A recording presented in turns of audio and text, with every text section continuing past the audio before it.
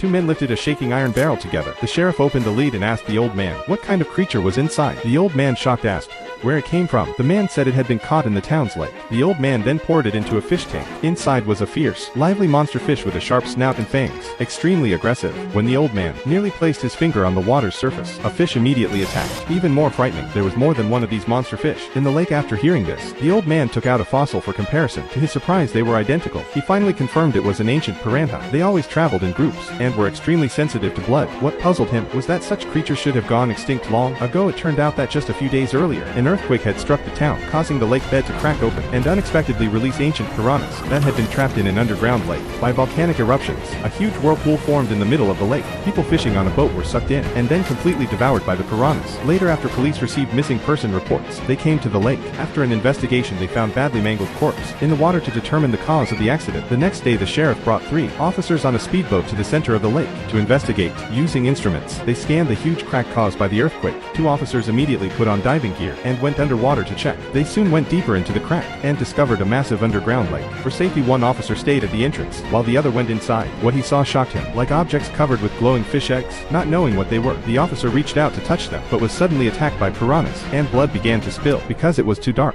He quickly lit a flare only to see a horrifying sight. Countless piranhas swarming toward him. When the safety rope connected to his teammate suddenly snapped, the officer at the entrance sensed something was wrong. He quickly dove inside to check, only to see his teammate being attacked by a swarm of monster fish. The surrounding water instantly turned red with blood. Terrified, he turned and tried to escape, but a large group of piranhas chased after him and began biting his legs. The police officers on the boat realized they were in danger, in a hurry to pull him up, but it was too late. When the officer was dragged back onto the boat, his body was already mangled, and one piranha had been brought on board with him.